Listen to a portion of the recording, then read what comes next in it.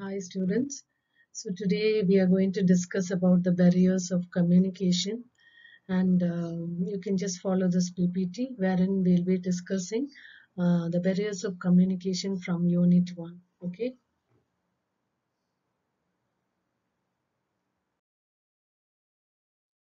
Now we'll be discussing on these subtopics, that is what is communication barrier and what are the types of communication barriers.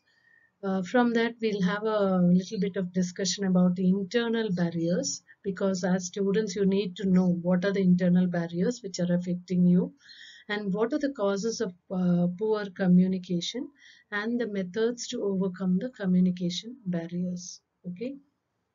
Now we'll move on to the next slide, where we have an introduction about the barriers of communication. First of all, you need to understand what is communication, which you have already studied. You know very well what is communication.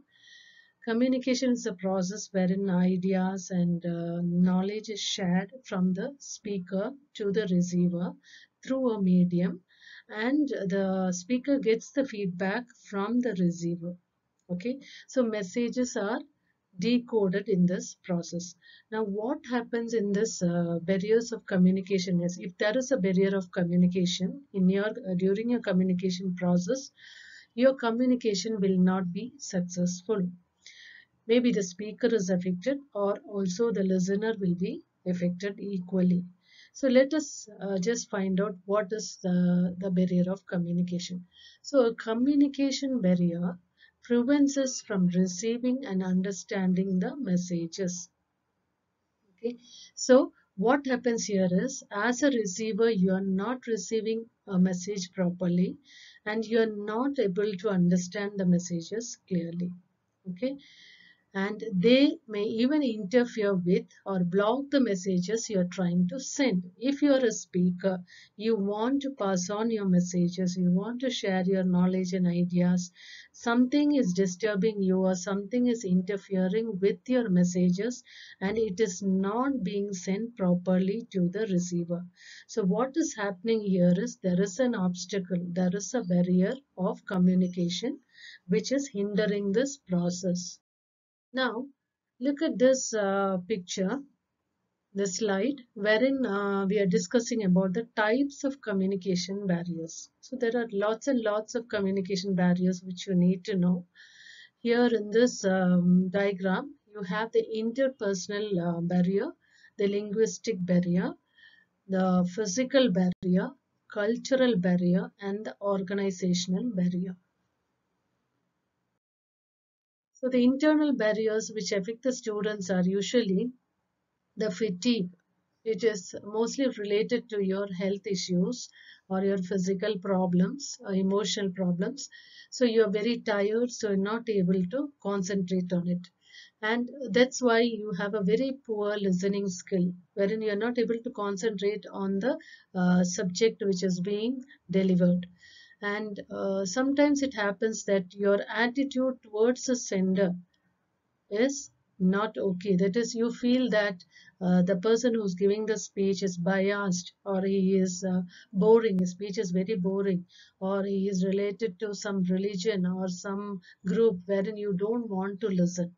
Okay, then this causes a lack of interest in the message. So some topics are interesting, while some topics you don't feel that it's interesting, you feel that it's very boring. So because of that, you lack interest in the message. Then it's another factor is the fear.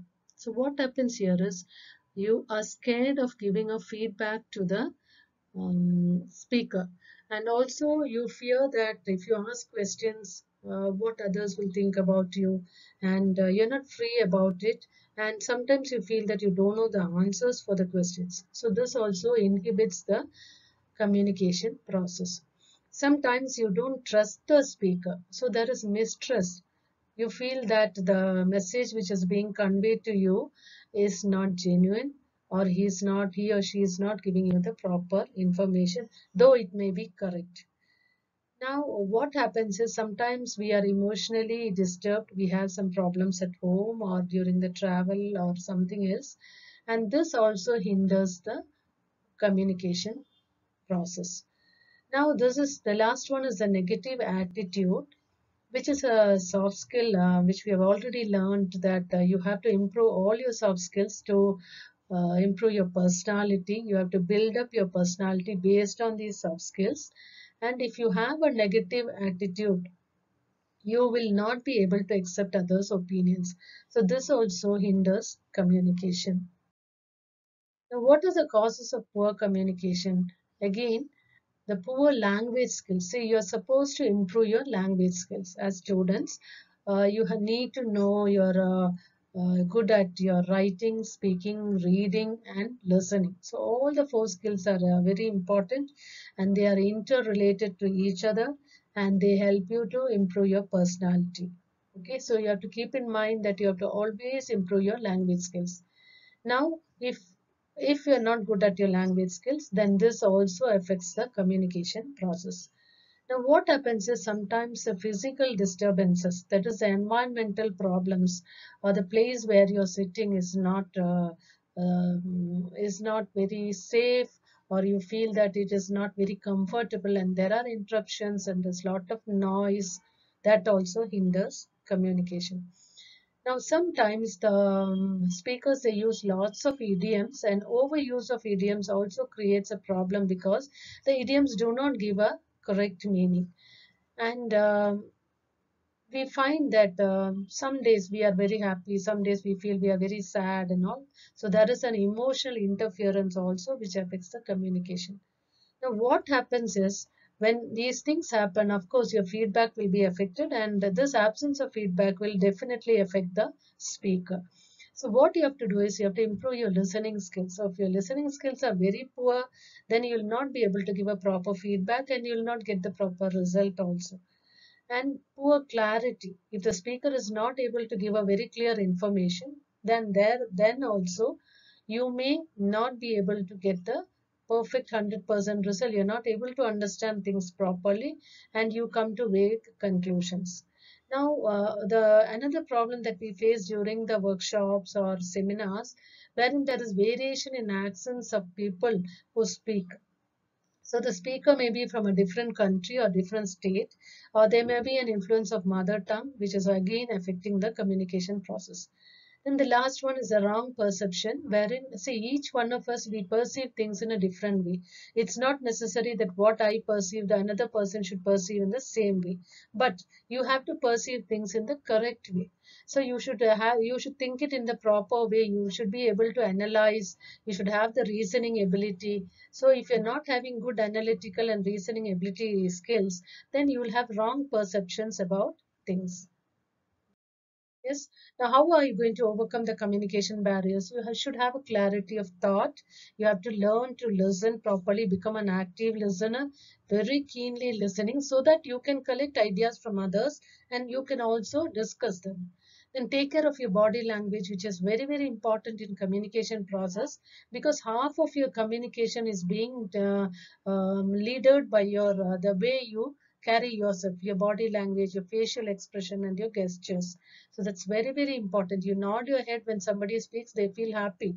So that means that you're accepting their opinion, and again, they will also accept yours. So if you're a good listener, you're a good speaker also.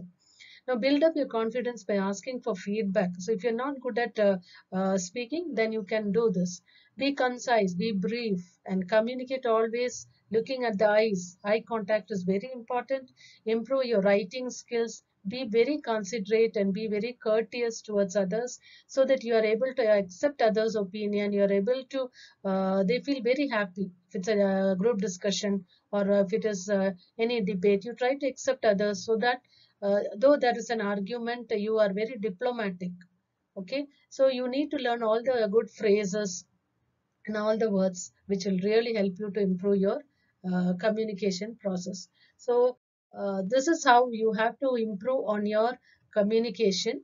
You have to keep in mind all these things. What I wanted to tell you is, as college graduates, see, you will be ranked by the way you speak.